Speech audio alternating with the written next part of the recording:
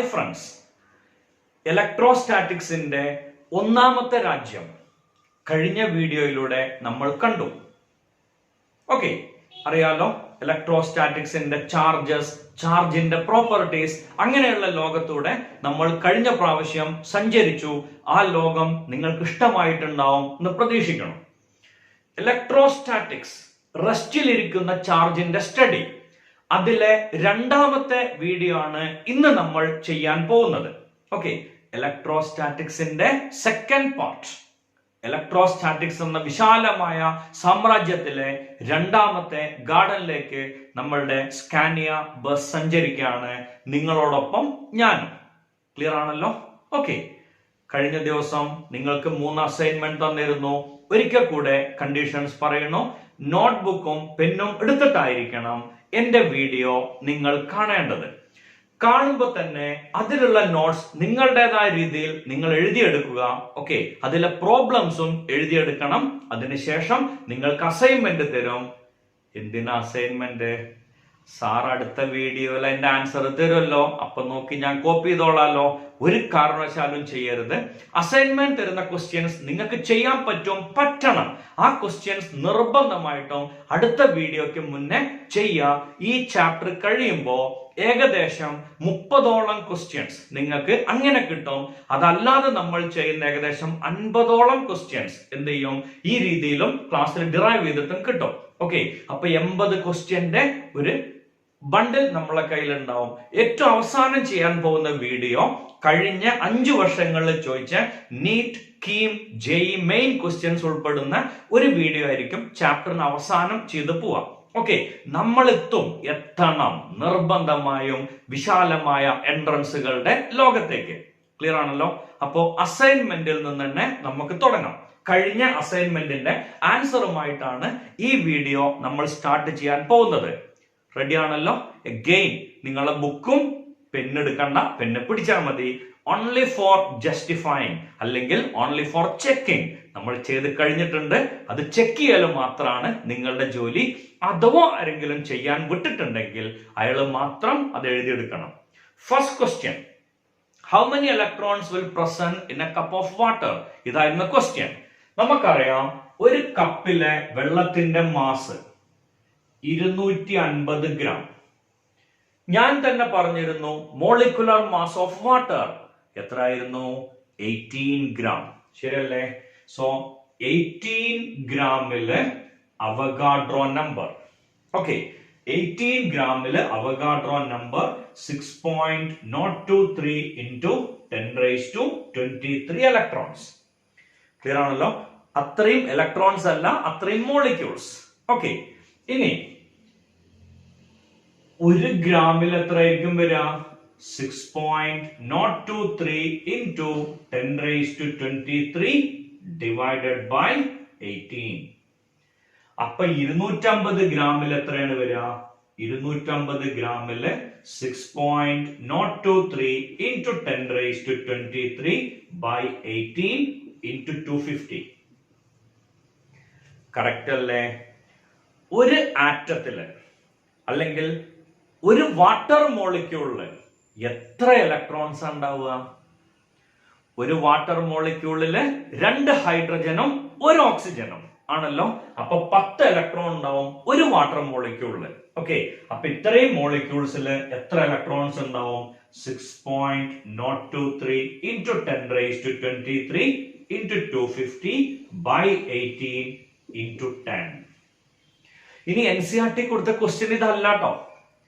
ഞാൻ NCERT കൊടുത്ത question എന്ന് പറഞ്ഞിട്ടാണ് നിങ്ങൾക്ക് ഈ ക്വസ്റ്റ്യൻ തന്നത്. ഇതിലൊരു എക്സ്റ്റൻഷൻ കൂടി NCERT കൊടുത്തിട്ടുണ്ട്. NCERT ബുക്ക് വായിച്ച ഒരാൾക്ക് അത് മനസ്സിലാവും. അവര് ചോദിച്ചത് എത്ര ചാർജ് ഉണ്ട് എന്നാണ്.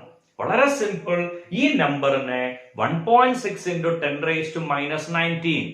അതെന്താ സാധനം? സർ ഞങ്ങൾക്ക് അറിയാം, charge of electron. Well done, charge of electron തന്നെയാണ്. ഓക്കെ, സോ ഇതിനോട് 1.6 into 10⁻⁻19 കൂളം മൾട്ടിപ്ലൈ ചെയ്താൽ നിങ്ങൾക്ക് എന്ത് കിട്ടും? ടോട്ടൽ ചാർജ് കിട്ടും. ഓക്കെ, ഇത്രയാണ് ഞാൻ ചെയ്തു തരാൻ പാടുള്ളൂ. ബാക്കി നിങ്ങൾക്ക് ചെയ്യാം. 12th കുട്ടിക്ക് ലാസ്റ്റ് ആൻസർ വരെ പറഞ്ഞു കൊടുക്കേണ്ട ആവശ്യമില്ല. You will do that, not doubt at all. എന്റെ കുട്ടികളെ എനിക്ക് നല്ല വിശ്വാസമാണ്. അതുകൊണ്ട് തന്നെ നിങ്ങൾ ചെയ്യും, ചെയ്തിരിക്കും, എത്തിയിരിക്കും, ഉറപ്പാണ്. ഐഡിയ ക്ലിയർ അല്ലേ? സംശയമൊന്നുമില്ലല്ലോ? ഓക്കെ, എന്തായിരുന്നു രണ്ടാമത്തെ ക്വസ്റ്റ്യൻ? രണ്ടാമത്തെ ക്വസ്റ്റ്യനും നിങ്ങൾക്ക് അറിയാലോ. ഓക്കെ, അതിന്റെ മുന്നേ ഇതന്നെയാണോ നിങ്ങൾ ചെയ്തതെന്ന് ഒന്നുകൂടെ ചെക്ക് ചെയ്യും. ചെയ്തല്ലോ? ചെയ്തു. ഇതന്നെയാണ് നമ്മൾ ചെയ്തത് അല്ലെ? ഇനി അടുത്ത ചോദിച്ചത് how many electrons will present in 4 മൈക്രോകൂളം?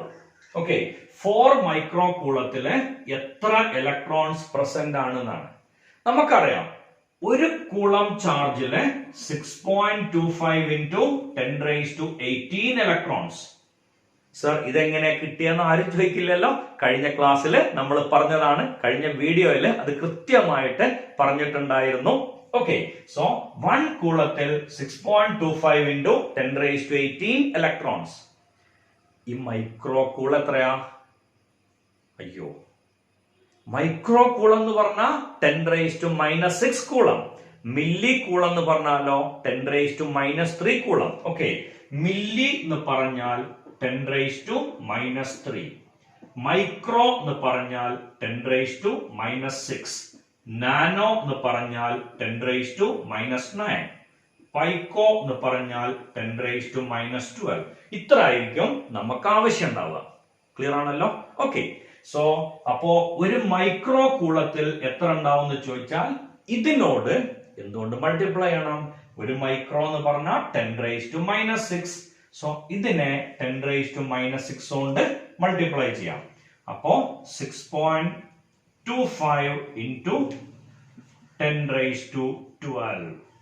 അതെങ്ങനെ സർ കിട്ടിയേ?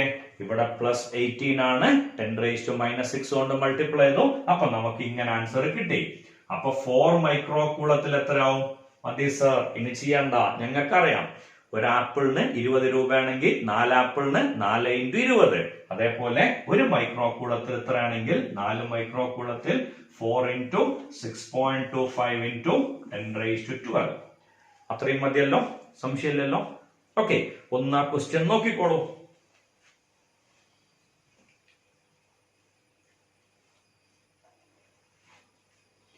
ക്ലിയർ ആയിട്ടുണ്ടോ?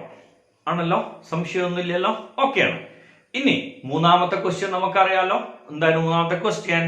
A student argued that charge of A system is 0.8 into 10⁻⁻16 coulomb. ഇതുപോലത്തെ ഒരു ക്വസ്റ്റ്യൻ നമ്മൾ ചെയ്തിരുന്നു. സംശയമില്ലല്ലോ? നേരത്തെ ചെയ്ത ക്വസ്റ്റ്യൻ ആണ്. ഇത് നിങ്ങളെ പറ്റിക്കാൻ വേണ്ടി തരുന്ന ഒരു സംഭവമാണ്. കാരണം നമുക്കറിയാം ഏറ്റവും ചെറിയ ചാർജ് ഓഫ് ഇലക്ട്രോൺ ആണ്. ഇലക്ട്രോണിന്റെ ചാർജ് നമുക്കറിയാം 1.6 into 10⁻⁻19 കൂളം. ഇതറിയണ കുട്ടി ഈ ഒരു നമ്പർ കാണുമ്പോഴേ പെട്ടെന്ന് തീരുമാനിക്കും എന്താണ്, ഇത് എക്സിസ്റ്റ് ചെയ്യൂല. കാരണം 1.6ന്റെ പകുതിയല്ലേ 0.8.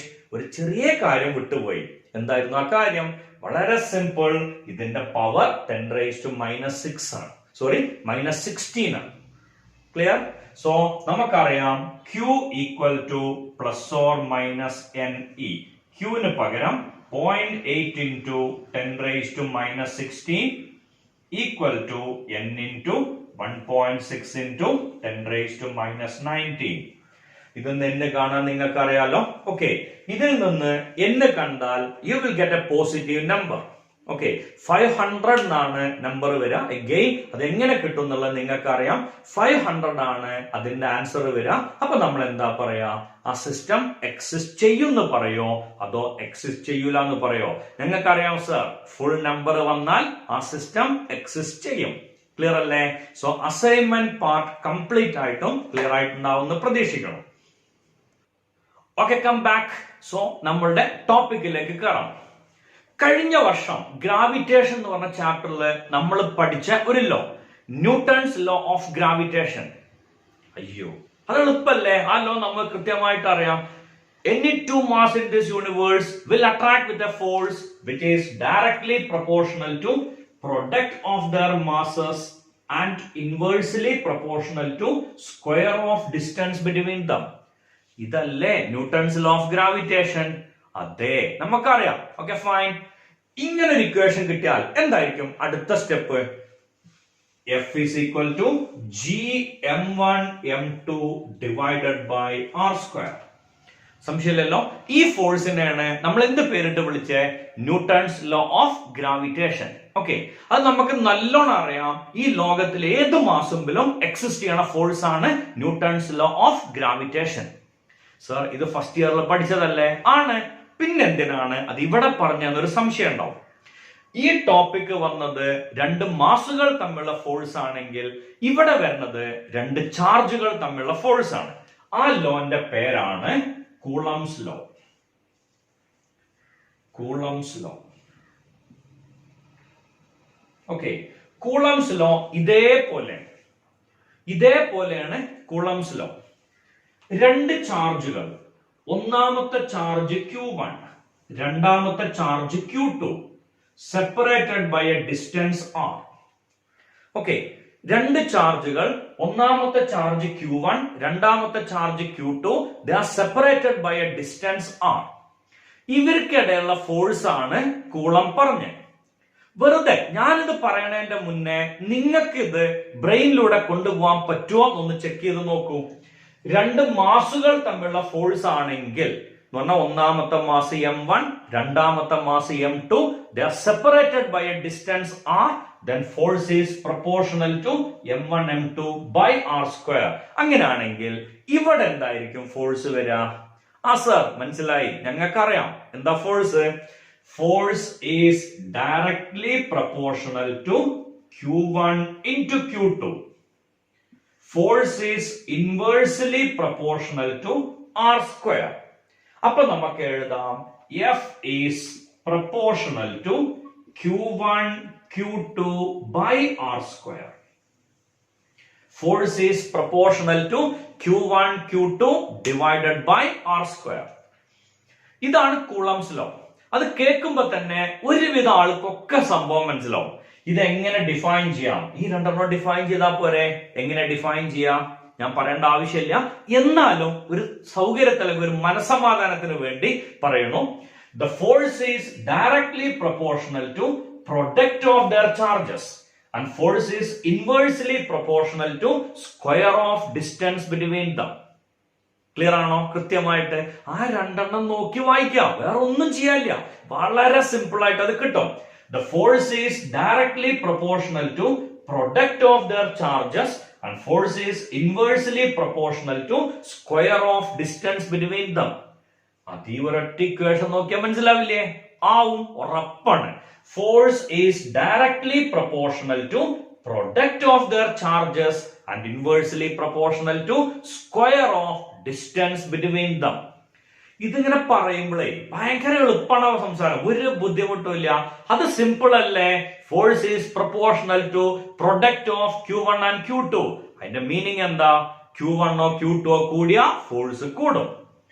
Then force is inversely proportional to r square.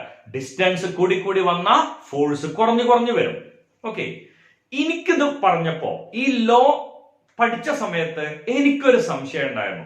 ഈ കൂളം എന്ന് പറഞ്ഞ മഹാൻ ഇത് എങ്ങനെ കണ്ടുപിടിച്ചിട്ടുണ്ടാവുക? കാരണം ഈ ചാർജ് എന്നൊക്കെ പറഞ്ഞ ചെറിയൊരു സാധനല്ലേ.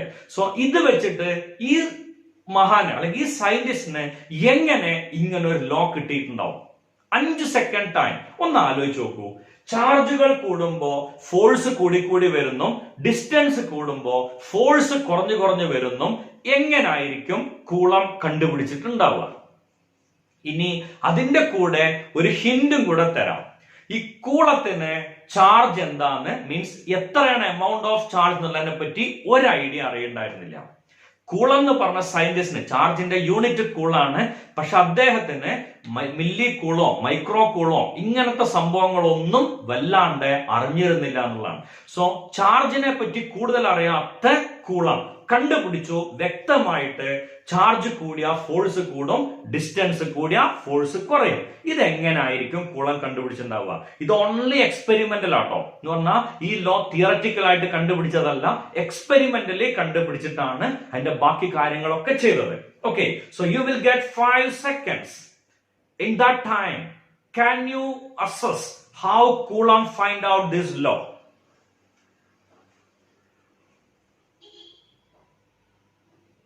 സമയം കഴിഞ്ഞു. വല്ല ഐഡിയ കിട്ടിയോ?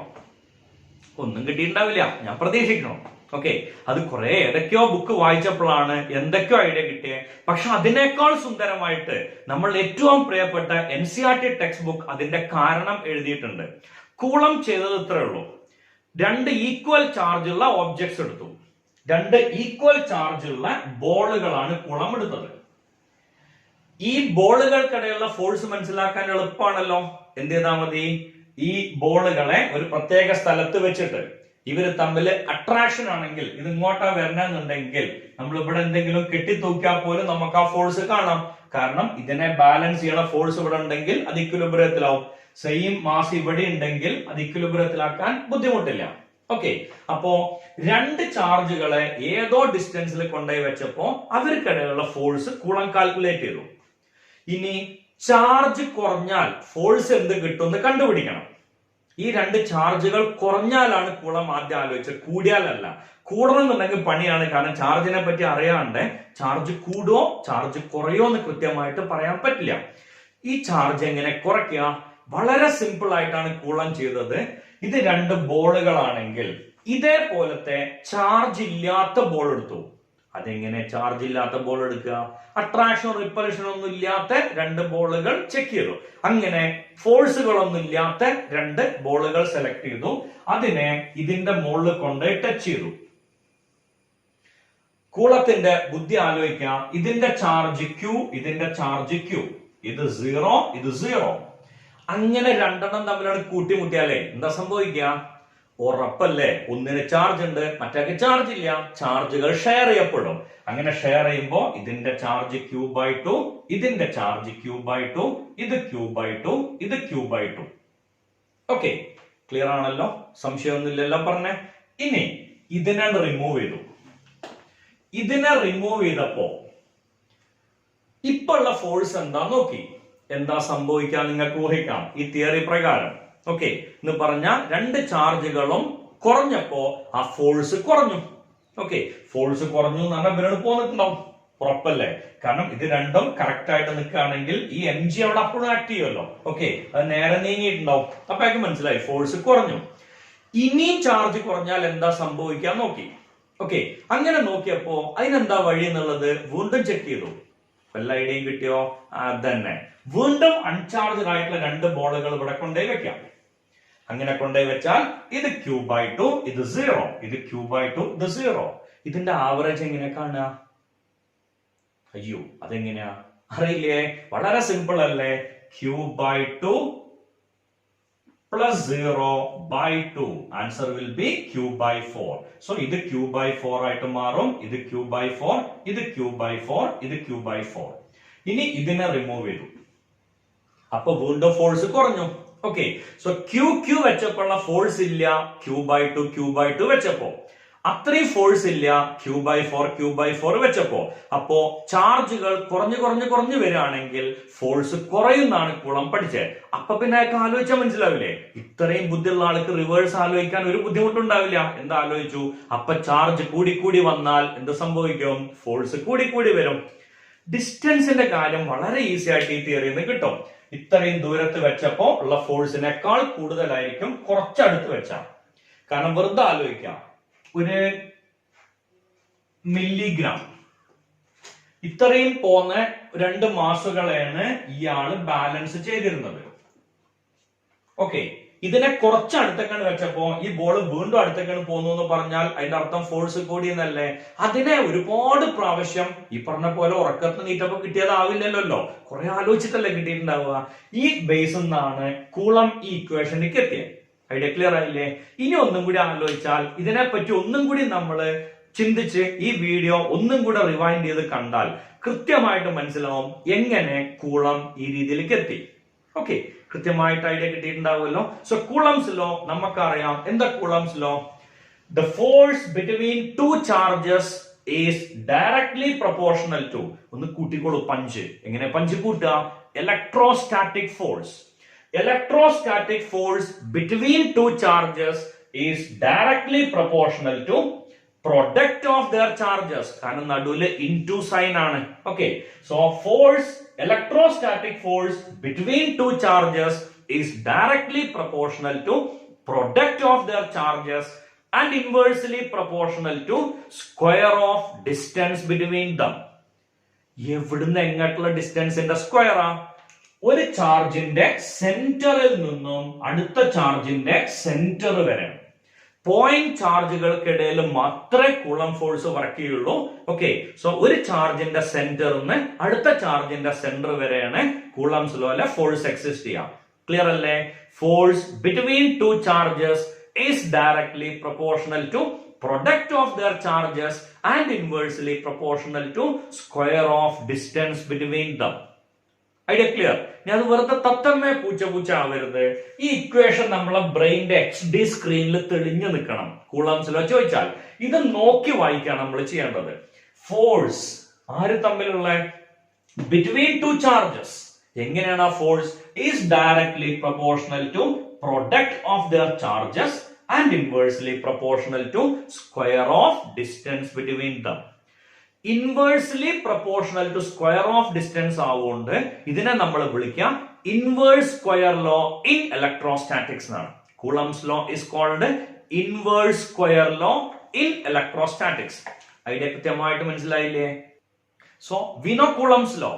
Force is directly proportional to product of their charges and inversely proportional to square of distance between them. It's called inverse square law in electrostatics. Coulomb's law and equation. F is proportional to Q1 Q2 divided by R square. ഇങ്ങനെ വന്നാൽ നമ്മൾ സാധാരണഗതിയിൽ ഒരു constant കൊണ്ട് multiply അല്ലേ ചെയ്യാം. Q1 Q2 by R square. ഈ ചാപ്റ്ററില് capital Q small Q ഞാൻ മാറി ഉപയോഗിക്കാറുണ്ട്. ആ രണ്ട് ക്യൂ ഉപയോഗിച്ചാലും ചാർജ് തന്നെയാണ്. അതുകൊണ്ട് തെറ്റിദ്ധരിക്കണ്ട. സോ സർ നേരത്തെ ക്യാപിറ്റൽ ക്യൂ ആണല്ലോ, ഇപ്പൊ സ്മോൾ ക്യൂ ആണല്ലോ. ചാർജിനെ ഉദ്ദേശിച്ചിട്ടുള്ളൂ. നമുക്ക് ഏതെങ്കിലും ഒരു ക്യൂ കൊടുക്കാം. അതുമ്പിൽ തല്ലുണ്ടാക്കരുത്. ക്ലിയർ ആണല്ലോ? ഓക്കെ, സോ അപ്പൊ ഫോഴ്സ് നമുക്കറിയാം. Force is proportional to product of their charges and inversely proportional to square of distance between them. Okay, ഈ കോൺസ്റ്റന്റ് കൂളം എക്സ്പ്ലെയിൻ ചെയ്തത് ഒരു പ്രത്യേക രീതിയിലാണ്. ഓക്കെ, ആ കോൺസ്റ്റന്റിന് കൂളം കൊടുത്തത് ഇങ്ങനെയാണ്. F is equal to 1/4 pi epsilon Q1 Q2 by R square. Epsilon എന്നാണത്. Epsilon. Okay, ഇപ്പൊ കേൾക്കുമ്പോ ഒരു പുതുമയൊക്കെ ഉണ്ടാവും. ഇലക്ട്രോസ്റ്റാറ്റിക്സ് എന്ന ചാപ്റ്റർ കഴിയുമ്പോൾ എപ്സിലോൺ നമുക്ക് സ്ഥിര പരിചിതമായ ഒരു ക്വാണ്ടിറ്റി ആയിട്ട് മാറും. അത്രയും പ്രാവശ്യം അത് നമ്മൾ കേൾക്കും. അതുകൊണ്ട് തന്നെ ആ പേര് കേട്ട് ബേജാറാവണ്ട. ഓക്കെ, സോ ഐഡിയ കിട്ടിയില്ലേ? 1/4 pi epsilon Q1 Q2 by R square. Epsilon എന്ന് പറഞ്ഞാൽ permittivity of the medium. Epsilon is permittivity of the medium. അല്ലെങ്കിൽ അതിനെ വേറൊരു പേരും കൂടി വിളിക്കാറുണ്ട്, absolute permittivity. Absolute permittivity. Okay, ഈ എപ്സിലോൺ എന്താന്നുള്ളത് കൃത്യമായിട്ട് എഴുതി വെക്കണം. ആ പേരൊന്ന് വായിച്ചു നോക്കിയേ. Epsilon is permittivity of the medium ആണല്ലോ. It is the permittivity of the medium. അതെന്താന്നുള്ളത് കൃത്യമായിട്ട് നിങ്ങളുടെ നോട്ടിൽ എഴുതി വെക്കും. ഓക്കെ, എപ്സിലോൺ എന്താന്ന് ചോദിച്ചാൽ ഞാൻ ആൻസർ പറയാം ഇങ്ങനെയാണ്. അതിന്റെ മുന്നേ ഞാനൊരു ചെറിയ മാറ്റം ഇവിടെ വരുത്താം. ഈ രണ്ട് ചാർജുകൾ ഇങ്ങനെ ഇരിക്കുന്നുണ്ട്. ഇത് ഒരു മീഡിയത്തിലാണ് ഇരിക്കണത് എന്ന് വിചാരിക്കാം. ഞാൻ ആ മീഡിയം വരച്ചു. ഇൻ ബിറ്റ്വീൻ ചാർജ് മാത്രം ആ മീഡിയം മാർക്ക് ചെയ്തതാണ്. ഓക്കെ, ഇൻ ബിറ്റ്വീൻ ചാർജ് മാത്രം ഞാനൊരു മീഡിയം വരച്ചു. ഞാൻ പേര് നോക്കിയ സുന്ദരമായ ഒരു പേര്, പെർമിറ്റിവിറ്റി ഓഫ് ദി മീഡിയം. വായിക്കുമ്പോ തന്നെ മനസ്സിലാവുമല്ലോ അതെന്തിനോ ഉള്ള പെർമിഷനാണ്. Permission to something. Okay, so what is permittivity എന്ന് വെച്ചാൽ എന്റെ ആൻസർ ഇങ്ങനെയാണ്. It is the ability or permission of a medium, or it's the ability of a medium to permit its own field. It is the ability of a medium to permit its own field to reduce the interaction between the charges. ഒന്നും മനസ്സിലായിട്ടുണ്ടാവില്ല, ഒന്നും കൂടി പറയാം. Permittivity എന്ന് പറഞ്ഞാൽ ഈ മീഡിയത്തിന്റെ എബിലിറ്റിയാണ്. മീഡിയത്തിന്റെ permittivity ആണ്. എന്തിനെ പെർമിറ്റ് ചെയ്യാൻ? ആ മീഡിയത്തിന്റെ ഫീൽഡിനെ പെർമിറ്റ് ചെയ്യാൻ. ഓക്കെ, മീഡിയം അതിന്റെ ഫീൽഡിനെ ഇതിന്റെ ഉള്ളിലൂടെ പെർമിറ്റ് ചെയ്യും. അങ്ങനെ പെർമിറ്റ് ചെയ്യുമ്പോൾ അതിന്റെ പ്രത്യേകത, it will reduce the interaction between the charges. ഈ രണ്ട് ചാർജുകൾ തമ്മിലുള്ള ഇന്ററാക്ഷനെ റെഡ്യൂസ് ചെയ്യും. അത് ഓർമ്മിക്കാൻ വളരെ സിമ്പിൾ ആണ്. നമ്മളെ ലൈഫ് കണക്റ്റഡ് ആയിട്ടുള്ള ഒരു എക്സാമ്പിൾ എടുത്താൽ മതി. രണ്ട് പയ്യന്മാർ അടികൂടാണ്. എനിക്ക് ചിത്രം വരയ്ക്കാൻ അറിയില്ല എന്നുള്ളത് എന്റെ മുന്നത്തെ വീഡിയോയില് ഞാൻ പറഞ്ഞതാണ്. ഈ രണ്ട് കുട്ടികൾ തമ്മിൽ നല്ല പൊരിഞ്ഞ അടി നടക്കുകയാണ്. ഓക്കെ, ഒരു സ്കൂൾ ഗ്രൗണ്ടിൽ വെച്ചിട്ടാണ് അടി നടക്കണത് വിചാരിക്കാം. സ്കൂളിലത്തെ സോ കോൾഡ് അയൺ മാൻ എന്ന് പറഞ്ഞ ടീച്ചർ ഉണ്ടാവും. എന്ത് അലമ്പ് നടക്കുകയാണെങ്കിലും ഓടിച്ചെന്നിട്ട് ആ പ്രശ്നങ്ങൾ തീർക്കണ ഒരു സാറ്, നല്ല എന്താണ് പറയാ, പവറും കപ്പാസിറ്റിയുള്ള, കുട്ടികൾക്ക് പേടിയുള്ള ഒരു സാറ്. ഓക്കെ, സോ ആ സാറ് ഇതിന്റെ ഉള്ളിലേക്കാണ് കയറി വന്നത്. അയാളെ ഞാൻ എക്സ് എന്ന് വിശേഷിപ്പിക്കാം. സാറിനെ വരക്കണില്ല, പകരം സാറിനെ എക്സ് എന്ന് വിശേഷിപ്പിക്കാം. അങ്ങനെ ഒരു സാറ് വന്നാൽ എന്താ സംഭവിക്കുക? He will permit his field. അയാളുടെ ഫീൽഡിനെ ആ ഏരിയയിലേക്കാണ് പെർമിറ്റ് ചെയ്യും. What will happen or what will be the total result? To reduce the interaction between these two students. ആ രണ്ട് സ്റ്റുഡൻസിന്റെ പൊരിഞ്ഞ തല്ല് വളരെ പെട്ടെന്ന് റെഡ്യൂസ് ആവൂലേ? അതിന്റെ കാരണം സിമ്പിൾ. എന്താണ്? അദ്ദേഹത്തിന്റെ ഫീൽഡ് ഇവര് തമ്മിലുള്ള ഫീൽഡിനെ റെഡ്യൂസ് ചെയ്യാണ് ചെയ്തത്. സംഭവം പേര് പെർമിറ്റിവിറ്റി എന്നൊക്കെയാണ്, പക്ഷെ മൂപ്പര് ചെയ്യണ പണി എന്താണ്? ഈ രണ്ട് ചാർജുകൾ തമ്മിലുള്ള ഇന്ററാക്ഷനെ റെഡ്യൂസ് ചെയ്യാണ് ചെയ്യണത്. Idea clear? Okay, so it is the ability of a medium to permit its own field to reduce the interaction between the charges or to reduce the force between the charges. Idea കൃത്യമായിട്ട് മനസ്സിലായില്ലേ? അപ്പോ ഈ രണ്ട് ചാർജുകൾക്കിടയിൽ ആരുമില്ല വിചാരിക്കാം. ഈ ആരുമില്ലാത്ത അവസ്ഥയെ നമ്മൾ വിളിക്കണ പേര് വാക്വം, അതല്ലെങ്കിൽ എയർ എന്നല്ലേ? സോ ഈ രണ്ട് ചാർജുകൾക്കിടയിൽ എയർ ആണെങ്കിൽ അവർക്കൊരു ഫീൽഡ് വേണമെങ്കിൽ അതിൻ്റെ ഉള്ളിൽ എന്തെങ്കിലും വേണ്ടേ? ഓൾറെഡി ഇതിന്റെ ഉള്ളിൽ ആരുമില്ല. സ്വാഭാവികമായിട്ടും അതിന്റെ ഉള്ളില് ഒരു പുറത്തുനിന്ന് ഫീൽഡ് കൊടുക്കാൻ ആളില്ല. അപ്പോ ഇവര് തമ്മിലുള്ള എഫക്ട് മാക്സിമം ആവില്ലേ? ഈ സാറ് വന്നപ്പോ ഇവര് തമ്മിലുള്ള എല്ലാ പ്രശ്നങ്ങളും റെഡ്യൂസ് ആവുകയാണ്. അതേസമയം ആ സാറിന്റെ പ്രസൻസ് ഇല്ലെങ്കിലോ അപ്പൊ അവിടെ നല്ല അടി നടക്കും. ഉറപ്പല്ലേ? സ്വാഭാവികമായിട്ടും ഇവിടെ ആരുമില്ല, എയർ ആണെങ്കിൽ അവർക്കിടെയുള്ള ഫോഴ്സ് മാക്സിമം വരും. ഉറപ്പല്ലേ? എയറിന്റെ പെർമിറ്റിവിറ്റിനെ നമ്മൾ വിളിക്കുന്ന പേരാണ് epsilon zero or epsilon naught. രണ്ട് പേരിലാണ് അറിയപ്പെടുക, epsilon naught or epsilon zero. രണ്ടും പറയാം എയറിന്റെ. ഓക്കെ, ഒരു മീഡിയത്തിന്റെ പെർമിറ്റിവിറ്റി ഇത് എപ്സിലോൺ ഫോർ എയർ. ഇനി എയർ അല്ലാത്ത ഏത് മീഡിയം ഇതിന്റെ ഇടയിൽ വന്നാലും അവർക്കൊരു ഫീൽഡ് ഉണ്ടാവും. ഉറപ്പല്ലേ? ഈ രണ്ട് പയ്യന്മാരും മാത്രമേ ഉള്ളൂങ്കിൽ അവര് തമ്മിൽ എന്ത് അടി നടക്കാം. ഓക്കെ, പക്ഷേ മൂന്നാമത്തെ ഒരാള് വന്നാൽ പോലും അത് എത്ര പവർലെസ് ആയിക്കോട്ടെ, എന്തുണ്ട്, ഇവർക്ക് ചെറിയൊരു ഫ്ലക്ച്വേഷൻ ഉണ്ടാവില്ലേ? ഉറപ്പാണല്ലോ. അതേ പ്രശ്നം ഇവിടെ ഉണ്ടാവും. What ever B the medium, there will be some problem. Okay, അവർക്ക് എന്തോ വ്യത്യാസം ഉണ്ടാവും. ഐഡിയ ക്ലിയർ ആണല്ലോ? സോ അതില് ഏറ്റവും സ്റ്റാൻഡേർഡ് ആയിട്ട് നമ്മൾ റിലേറ്റീവ് ഡെൻസിറ്റി വെള്ളത്തിന്റെ കേസ് വെച്ചിട്ടാണ് പറയാ. അതേപോലെ പെർമിറ്റിവിറ്റി എയറിന്റെ കേസ് വെച്ചിട്ടാണ് നമ്മൾ സാധാരണ പറയാ. എയർ അല്ലാത്ത ഏത് മീഡിയ ആണെങ്കിലും എപ്സിലോണിന്റെ equation epsilon zero or epsilon naught epsilon R. ഈ എപ്സിലോൺ നോട്ട് എന്ന് പറഞ്ഞ permittivity of air or permittivity of free space or permittivity of vacuum. Idea clear അല്ലേ? എപ്സിലോൺ ആറിന്റെ പേര് റിലേറ്റീവ് പെർമിറ്റിവിറ്റി എന്നാണ്. റിലേറ്റീവ് പെർമിറ്റിവിറ്റി, അല്ലെങ്കിൽ അയാൾക്ക് വേറൊരു പേരും കൂടി ഉണ്ട്, dielectric constant. Dielectric constant. Dielectric എന്താന്നുള്ളത് അടുത്ത ചാപ്റ്ററിൽ നമ്മൾ ഡീറ്റെയിൽ ആയിട്ട് എക്സ്പ്ലെയിൻ ചെയ്യും. ഓർമ്മിച്ചു വെക്കണം. ഒരു വാക്ക് നമ്മൾ പറയാൻ വിട്ടിട്ടുണ്ട്, ഡൈഇലക്ട്രിക്. ഒരു സസ്പെൻസ് ആയിട്ട് അവിടെ കിടക്കട്ടെ. Okay, so epsilon r is called relative permittivity or dielectric constant. അതെന്താന്ന് വല്ല പിടിയും കിട്ടിയോ? അയ്യോ സാർ ഒന്നും മനസ്സിലായില്ല. Very simple. എയറിന്റെ പെർമിറ്റിവിറ്റി ആണ് എപ്സിലോൺ 0. എയർ അല്ലാത്ത ഏത് മീഡിയ ആണെങ്കിലും അതിനെ നമ്മൾ എയർ ആയിട്ട് കണക്ട് ചെയ്യണ ടൈമാണ് എപ്സിലോൺ ആർ. അതുകൊണ്ടാണ് എപ്സിലോൺ ആറിനെ നമ്മൾ എന്ത് പേരിട്ട് വിളിക്കണേ? Relative permittivity or dielectric constant. Logic clear ആയില്ലേ? സോ എന്താണ് അവിടെ സംഭവിച്ചത് എന്നുള്ള ഒരു ഡീറ്റെയിൽ ഐഡിയ കിട്ടിയിട്ടുണ്ടാവുമെന്ന് പ്രതീക്ഷിക്കണോ? എയർ ആണെങ്കിൽ ഇവിടുന്ന് ഫീൽഡ് കൊടുക്കാൻ ആളില്ല, അപ്പൊ ഫോഴ്സ് മാക്സിമം വരും. എയർ അല്ലാത്ത ഏത് മീഡിയ ആണെങ്കിലും ഇതിന് ഫീൽഡ് ഇന്ററാക്ഷൻ പ്രൊഡ്യൂസ് ചെയ്യാൻ പറ്റും. ആ ഫീൽഡ് എന്താ ചെയ്യാം?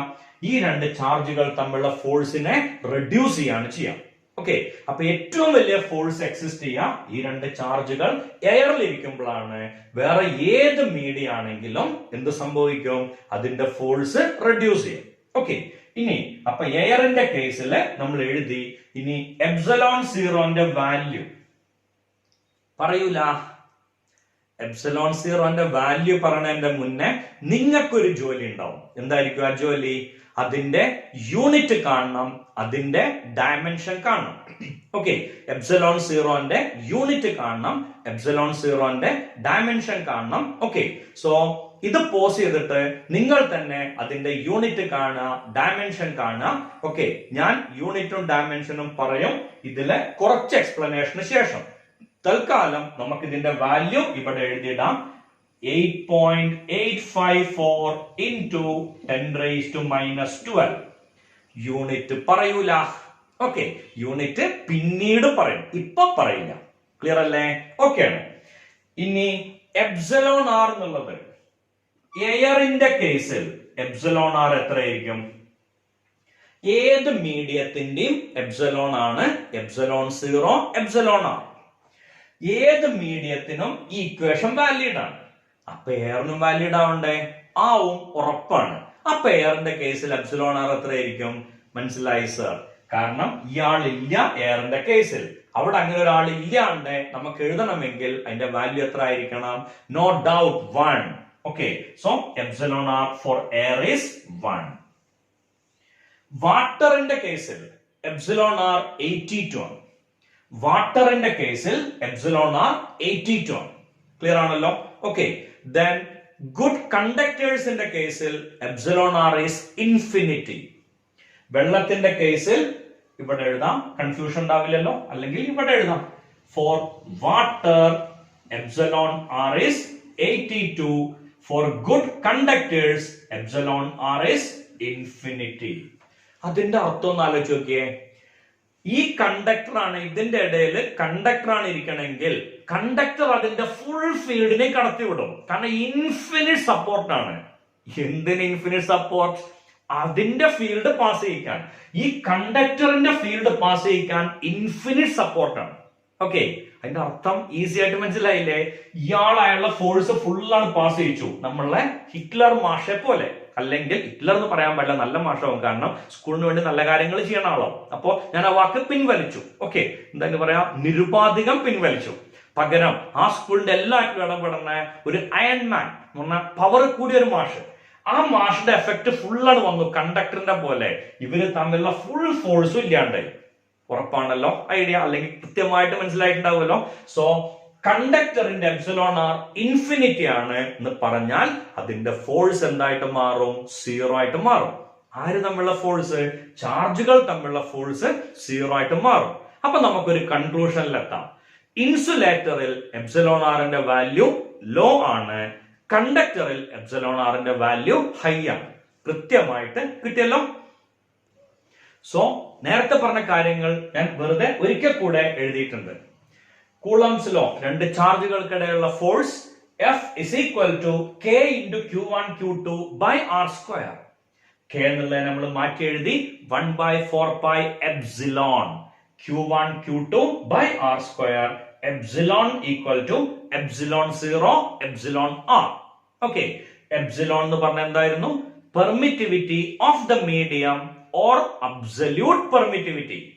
Epsilon naught is permittivity of air or permittivity of free space or permittivity of vacuum. Okay, then epsilon r is relative permittivity or dielectric constant. Idea clear alle? So air in the case epsilon nu paranjal epsilon 0 aanallo aanu. Okay, air in the case epsilon is epsilon 0 or epsilon naught. So air in the case force kitta 1 by 4 pi epsilon 0 q1 q2 divided by r square. Okay, ഇതാണ് എയറിന്റെ കേസിൽ force കിട്ടുക. Air അല്ലാത്ത ഏത് media ആണെങ്കിലും ഇത് F air കാണുമല്ലോ, F air. ഇനി F medium എന്തായിരിക്കും? എഫ് മീഡിയം വരിക എയർ ആണെങ്കിൽ എപ്സലോൺ എന്നുള്ളത് എപ്സലോൺ 0 ആയിട്ട് മാറും. എയർ അല്ലാത്ത ഏത് മീഡിയം വന്നാലും എന്താ കിട്ടുക? എപ്സലോൺ 0 എപ്സലോൺ r വരും. Well done. Okay, so 1 by 4 pi epsilon 0 epsilon r q1 q2 by r square. ഇതാണ് എയർ അല്ലാത്ത ഏത് മീഡിയം വന്നാലും ഫോഴ്സിന്റെ ഇക്വേഷൻ. ഇത് എയർ ആവുമ്പോഴുള്ള ഫോഴ്സിന്റെ ഇക്വേഷൻ. ഇനി നേരത്തെ നിങ്ങളോട് ഞാൻ ഓഫർ ചെയ്തിരുന്നു, എന്തായിരുന്നു ഓഫർ? എപ്സിലോണിന്റെ യൂണിറ്റും ഡയമെൻഷനും. അത് എളുപ്പല്ലേ? ഫോഴ്സിന്റെ unit newton equal to 4 pi യൂണിറ്റിലേക്ക് വേണ്ട ബൈ എപ്സിലോൺ, ചാർജിന്റെ unit coulomb. So coulomb into coulomb divided by metre square. So എപ്സിലോണിന്റെ യൂണിറ്റ് എന്താ വരിക? എപ്സിലോൺ ഇങ്ങോട്ട് പോകും, ന്യൂട്ടൺ താഴേക്ക് വരും. Coulomb square per newton metre square. So epsilon 0ന്റെ value 8.854 into 10 raised to minus 12 Coulomb square per Newton meter square. ഇനി ഈ 1 by 4 pi epsilon 0ന്റെ വാല്യൂ Coulomb കണ്ടുപിടിച്ചിട്ടുണ്ട്. 1 by 4 pi epsilon 0 is 9 into 10 raised to 9. അപ്പൊ അതിന്റെ unit എന്താ വരിക? ഇവിടെ എപ്സിലോൺ 0 താഴെയാണല്ലോ, അപ്പൊ ഈ യൂണിറ്റ് നേരെ തിരിയല്ലോ. Newton metre square per coulomb square. അപ്പൊ നമുക്ക് എഫ് എയറിനെ ഒന്ന് മാറ്റി എഴുതിക്കൂടെ? F air is equal to 9 into 10 raised to 9 q1 q2 divided by r square. ഇതാണ് എഫ് എയറിന്റെ ഇക്വേഷൻ. ഇപ്പോ ഞാൻ പോലും പറയാതെ നിങ്ങൾക്ക് പുതിയൊരു ഡെഫിനേഷനും കൂടി കിട്ടി. കൂളംസ് ലോന്റെ അല്ല കേട്ടോ, എപ്സിലോൺ ആറിന്റെ. എന്താ എപ്സിലോൺ ആർ വരിക? ഇവിടുന്ന് epsilon R is equal to epsilon divided by epsilon 0. ഇതെങ്ങനെ സെന്റൻസ് ആക്കുക? ഞങ്ങൾക്ക് അറിയാം സർ, ഡിവൈഡഡ് ബൈ വന്നാൽ it is the ratio of numerator to denominator. Clear അല്ലേ?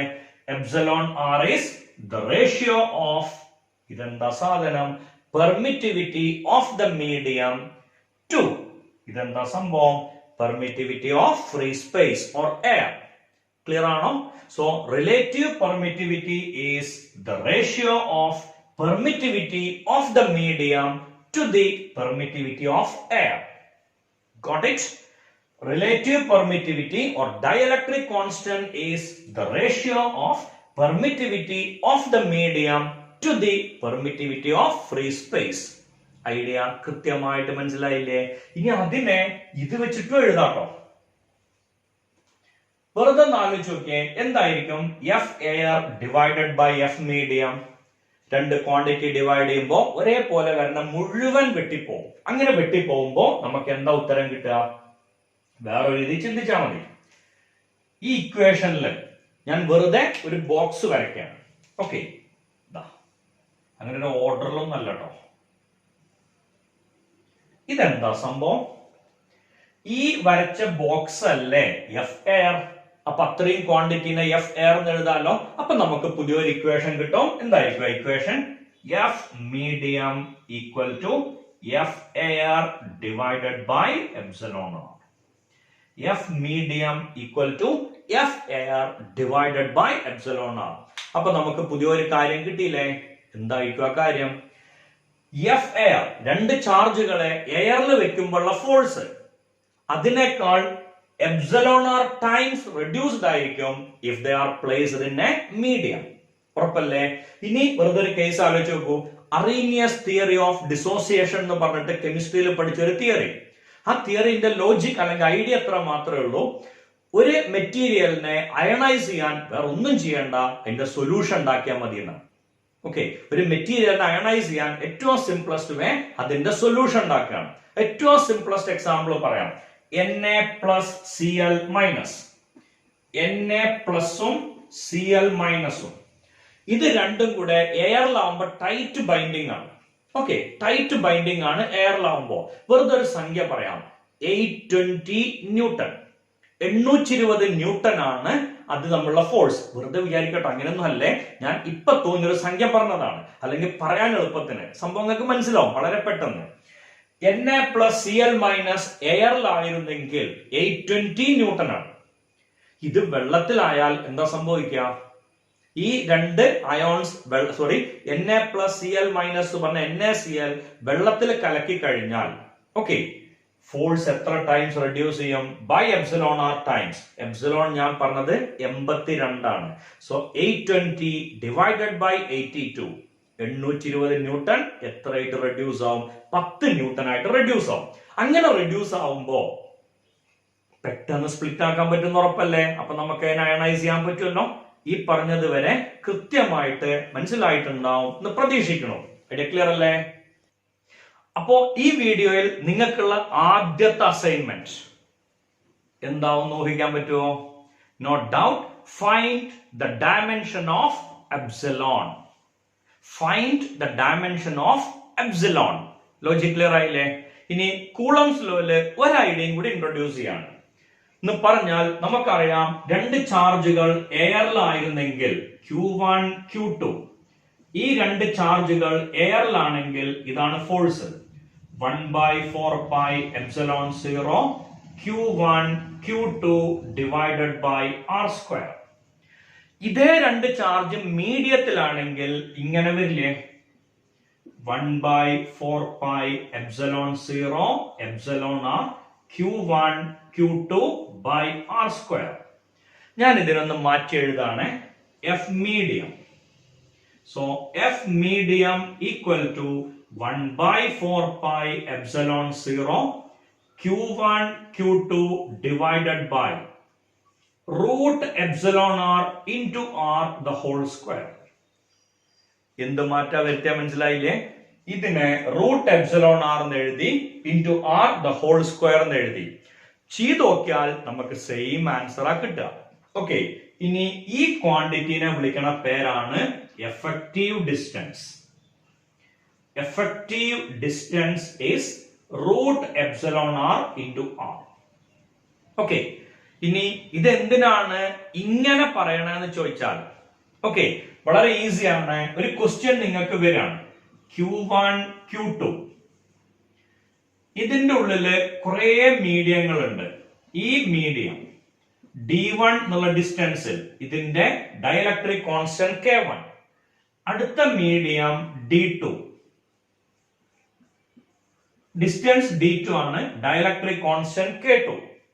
ദെൻ അടുത്ത മീഡിയം ഇങ്ങനെ D3, അതിന്റെ ഡയലക്ട്രിക് കോൺസ്റ്റന്റ് K3. ഇവർക്കിടയിലുള്ള ഫോഴ്സ് എത്രയെന്നാണ് നിങ്ങൾക്ക് ക്വസ്റ്റ്യൻ വന്നത് എന്ന് വിചാരിക്കാം.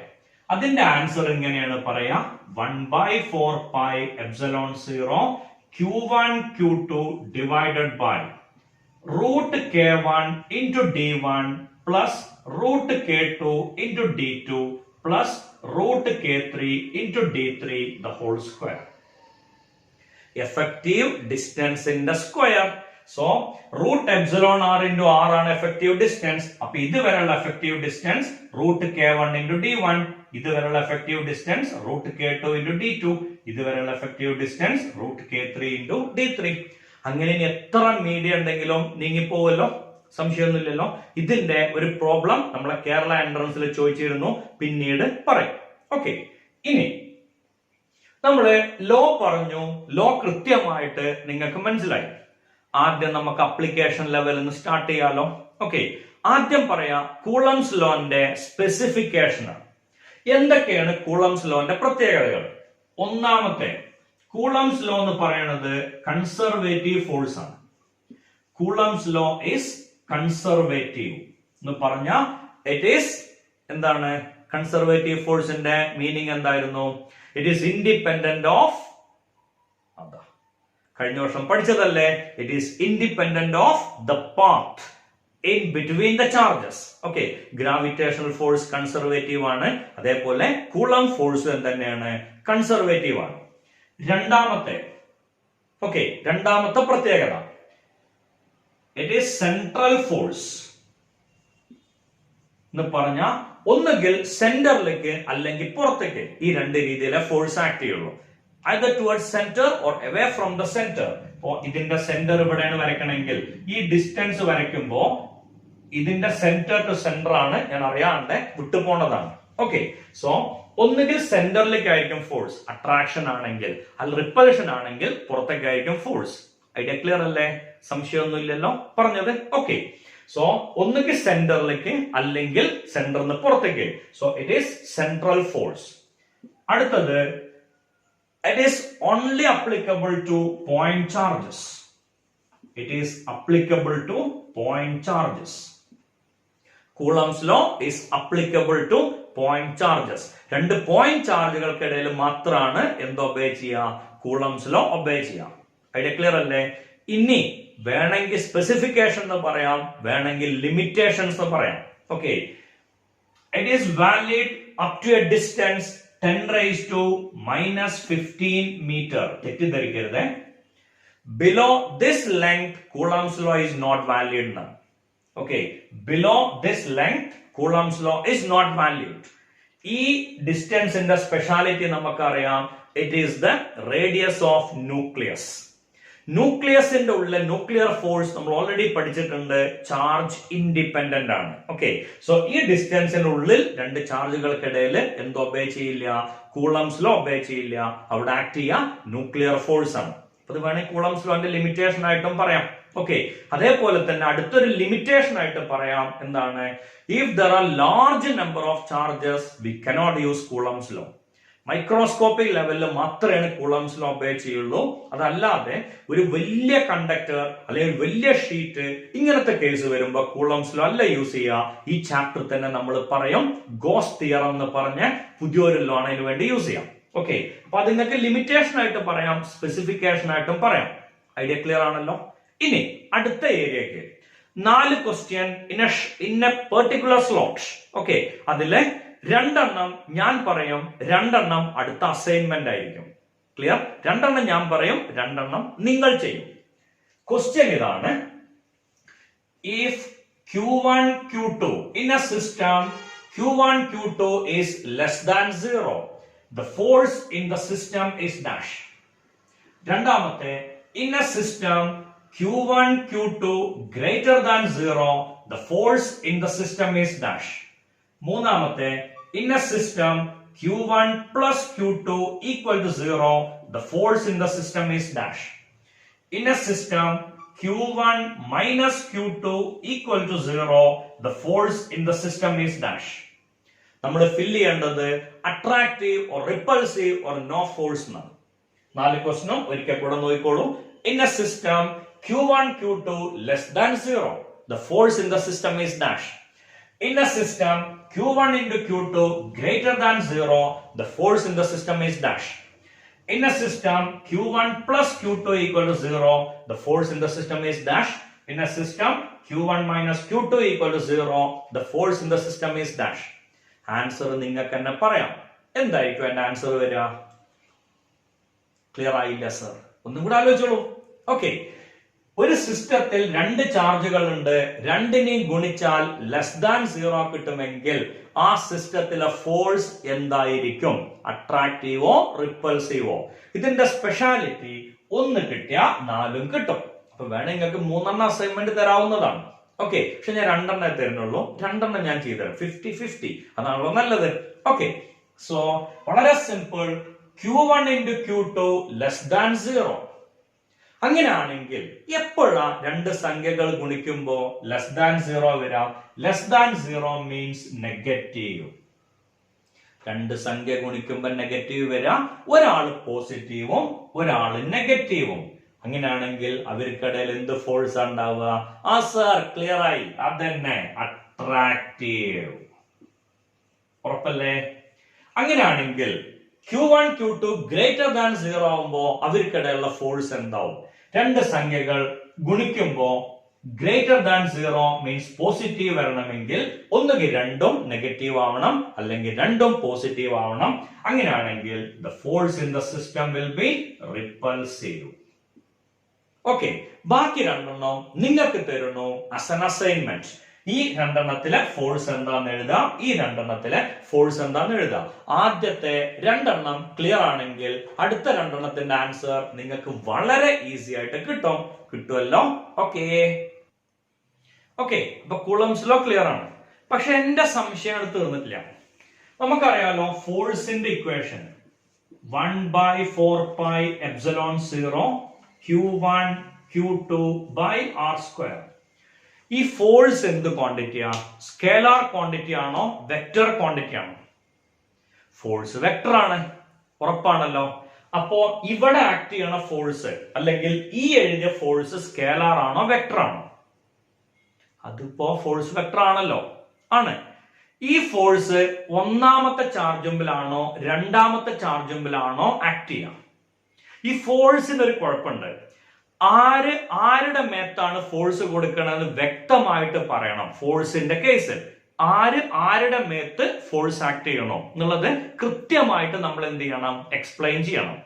ഈ ഫോഴ്സ് ഒന്നിന്റെ മുകളിലാണോ രണ്ടിന്റെ മുകളിലാണോ ആക്ട് ചെയ്യണത് അറിയില്ല. അതിന് നമ്മൾ ഒരു നൊട്ടേഷൻ കൊടുക്കാറുണ്ട്. F12 and F21. ഇവിടെ ഞാൻ എഴുതിയപ്പോഴേ ഞാൻ അതിനെ വെക്റ്റർ നൊട്ടേഷൻ കൊടുത്തിട്ടാ എഴുതിയത്. അതിനൊരു കാരണമുണ്ട്. ഫോഴ്സ് വെക്റ്റർ ആണ്. അപ്പോ ഈ എഴുതിയ സ്കേലാറിനെ വെക്റ്റർ ആക്കണമെങ്കിൽ നമുക്കറിയാം യൂണിറ്റ് വെക്റ്റർ കൊണ്ട് മൾട്ടിപ്ലൈ ചെയ്താൽ മതി. So 1/4πε0 Q1 Q2 R² into unit vector r². പണ്ടെന്നോ പഠിച്ച നിയമമാണല്ലോ. യൂണിറ്റ് വെക്റ്റർ എന്ന് പറഞ്ഞാൽ vector divided by it's modulus. ഏത് സംഖ്യേനെയും അതേ സംഖ്യ കൊണ്ട് ഹരിച്ചാൽ ഒന്ന് കിട്ടും. ചെറിയ ക്ലാസ് പഠിച്ചു. ഏത് വെക്ടറിനെയും മാഗ്നിറ്റ്യൂഡ് കൊണ്ട് ഹരിച്ചാൽ യൂണിറ്റ് വെക്ടർ കിട്ടും. +1 പഠിച്ചു. ഓക്കെ, സോ അപ്പൊ ഇതിനെ നമുക്ക് vector R by modulus R എന്ന് എഴുതാം. r into r² r³ വരും. So F is equal to 1/4πε0 Q1 Q2 R³ into vector R. ഇതാണ് Coulomb's law in vector form. അവിടെയും പ്രശ്നമുണ്ട്. F12 അത് പറയാൻ സിമ്പിൾ ആണ്. F12 is the force on first charge due to second. So force on first charge due to second. F21 is the force on second charge due to first. Force on second charge due to first charge. Okay, അപ്പൊ അവിടെ നമുക്ക് അതിനൊരു direction വേണം. രണ്ട് repulsion ആയിട്ട് എടുക്കുക. Since attraction or repulsion which is A sure test, കഴിഞ്ഞ വീഡിയോയിൽ പറഞ്ഞു repulsion is A sure test. കാരണം അട്രാക്ഷൻ ഗ്രാവിറ്റേഷനിലുണ്ട്, റിപ്പൽഷൻ എവിടെ മാത്രമേ ഉള്ളൂ? ഇലക്ട്രോസ്റ്റാറ്റിക്സിലും മാത്രമല്ലേ ഉള്ളൂ. ഓക്കെ, സോ റിപ്പൽഷൻ ആണ് നമ്മൾ എടുക്കുക. രണ്ടും ഒരേ ടൈപ്പ് ചാർജ് ആണ്. ഇനി ഇത് രണ്ടും ഓക്കെ, അത് പറയാൻ സിമ്പിൾ ആണ്. രണ്ടാമത്തെ ആള് ഒന്നിനെ പിടിച്ച് തള്ളിയാൽ ഒന്ന് ഇങ്ങോട്ടല്ലേ പോരാ, ഉറപ്പല്ലേ? അപ്പോ ഇങ്ങനെ വരും. ഇതാണ് F12. രണ്ടും ഒന്നിനെ പിടിച്ച് തള്ളിയാലോ ഇങ്ങനല്ലേ പോവാ. So this is F21. Idea clear ആണല്ലോ. ഇനി ഇങ്ങനെ ഒരു ഡയറക്ഷൻ, ഇവിടെ Q1 ഉണ്ട്, ഇവിടെ Q2 ഉണ്ട്. ശ്രദ്ധിച്ചിരിക്കണേ, ഇത് ഒറിജിൻ, ഇതാണ് R1 വിചാരിച്ചോളൂ, ഇതാണ് R2. ഓക്കെ, ഈ ഡയറക്ഷൻ എന്ത് വരുന്നാണ് അറിയേണ്ടത്. നമ്മൾ പഠിച്ച triangular law of vector addition ഉണ്ട്. ഈ R1 നേരെ ഓപ്പോസിറ്റ് ആയിരുന്നെങ്കിൽ ഇങ്ങനൊരു വെക്ടറും കൂടി ഉണ്ടെങ്കിൽ റിസൾട്ടന്റ് ഇങ്ങനെ വരും. പണ്ടെന്നോ പഠിച്ചു വെച്ച നിയമമാണല്ലോ. ഇത് രണ്ടും ട്രയാങ്കിളിന്റെ രണ്ട് പാർട്ടായിട്ട് വന്നാൽ this must be the resultant. ഉറപ്പല്ലേ? ഈ R1 ഇങ്ങോട്ട് കൊണ്ടുവരാൻ വളരെ സിമ്പിൾ അല്ലേ? ആരോ ഇങ്ങനെ ആക്കുക, ഇത് മൈനസ് ആക്കിയാ പോരെ. ഈ രണ്ടെണ്ണത്തിന്റെ സമ്മാണ് ഇത്. അതിനെ നമ്മൾ വിളിച്ച ഒരു പേരുണ്ടായിരുന്നു R21. It is nothing but R2 minus R1. Okay, so R21ന്റെ ഡയറക്ഷൻ ആണ് 1 നിന്ന് 2 R21. സോ ഇവിടെ നമുക്ക് ഡയറക്ഷൻ വരയ്ക്കാം. ഇതാണ് R21. 1 നിന്ന് 2 അല്ലെങ്കിൽ ലെഫ്റ്റ് നിന്ന് റൈറ്റിലേക്കുള്ള ഡയറക്ഷൻ ആണ് R21. ഇനി നോക്കൂ, F12 മാഗ്നിറ്റ്യൂഡ് 3 എടുത്ത് എഴുതാലോ. 1/4πε0 Q1 Q2 by R3 into ഈ F21 എന്ന് പറയുന്നത് ഇതിന്റെ സെയിം ഡയറക്ഷൻ അല്ലേ? So R21. അപ്പൊ F21 എന്താ വരിക? 1/4πε0 Q1 Q2 by R3 into F തെറ്റിച്ചോ? ഇത് F21 ആണ് ഞാൻ എഴുതി പോകുന്നത്, അതുകൊണ്ട്. Okay, so this is F12. തെറ്റൊന്നുമില്ല, അങ്ങോട്ടും ഇങ്ങോട്ടും മാറ്റി എഴുതാവുന്നേ ഉള്ളൂ. വീണോടത്ത് കിടന്ന് ഉരുളണ്ട വിചാരിച്ചിട്ടാണ്. Okay, F12 is 1/4πε0 Q1 Q2 by R3 into ഈ R21 ന്റെ നേരെ ഓപ്പോസിറ്റ് അല്ലേ ഇത്? So minus R21. ഓക്കെ, ഇനി നോക്കിയേ ഇവര് തമ്മിൽ എന്തോ ബന്ധമുണ്ടോന്ന്. എല്ലാം സെയിം ആണ്, with a change negative sign. So we can write F21 equal to minus F12. ഇത് നമ്മൾ ഫസ്റ്റ് ഇയറിൽ എവിടെയോ കണ്ടൊരു ശീലല്ലേ, അല്ലെങ്കിൽ നിയമല്ലേ? ഒരു ഫോഴ്സും അടുത്ത ഫോഴ്സും ഈക്വലും മൈനസ് പറഞ്ഞ ഓപ്പോസിറ്റും. ന്യൂട്ടൺസ് ലോ അത് തന്നെ. So every action there is equal and opposite reaction means Coulomb's law obeys Newton's laws or Newton's third law. Clear അല്ലേ? So ആ ക്വസ്റ്റ്യൻ എങ്ങനെ പ്രതീക്ഷിക്കാം? Explain Coulomb's law obeys Newton's third law of motion. Okay, Newton's third law. അത്രയും മതി, motion അവിടെ വരുന്നുണ്ടാവില്ല. Newton's third law. For every action there is an equal and opposite reaction. Clear ആണല്ലോ? F12ഉം F21ഉം എന്താണ്? Equal and opposite ആണ്. കൃത്യമായി idea കിട്ടിയോ? So Coulomb's law എന്നുള്ളതിന്റെ theory part മാത്രമാണ് നമ്മൾ ഈ വീഡിയോയിൽ ചെയ്യണത്. ഇതിന്റെ ന്യൂമറിക്കൽസ് മാത്രമായിട്ട് അടുത്ത വീഡിയോയിൽ നമുക്ക് കാണാം. ഓക്കെ, കാരണം കുറെ പ്രോബ്ലംസ് കൂളംസ് ലോയിൽ ചെയ്യാനുണ്ട്.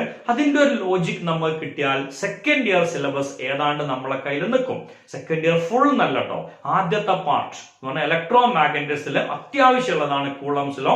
അതുകൊണ്ട് അതിന്റെ പ്രോബ്ലംസ് മാത്രമായിട്ട് നമ്മൾ എന്ത് ചെയ്യും?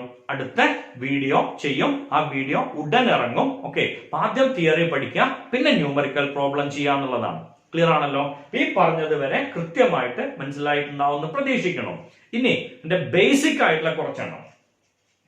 Force 1/4πε0 Q1 Q2 by R².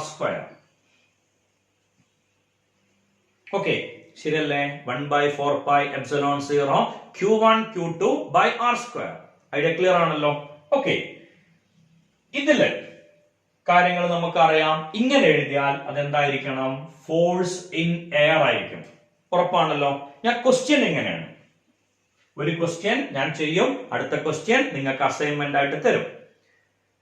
The force between two charges in air is F.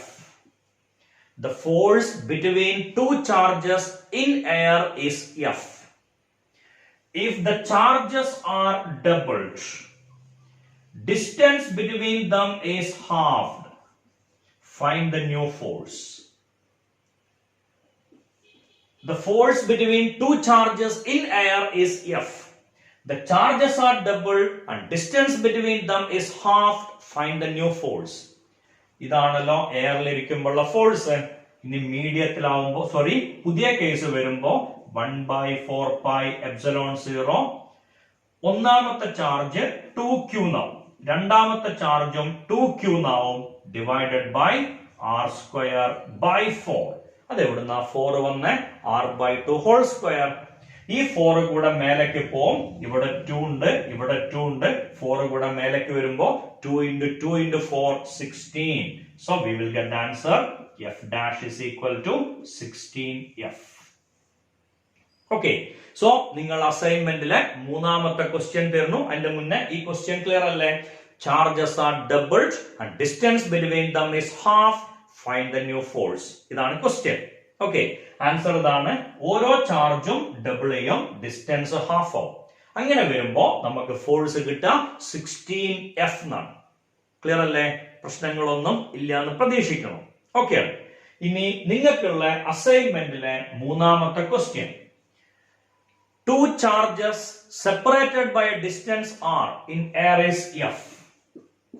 Two charges separated by a distance r in air is f. If the charges are doubled, distance between them is also doubled. Find the new force. Charges are doubled and distance between them is also doubled. Find the new force. Okay.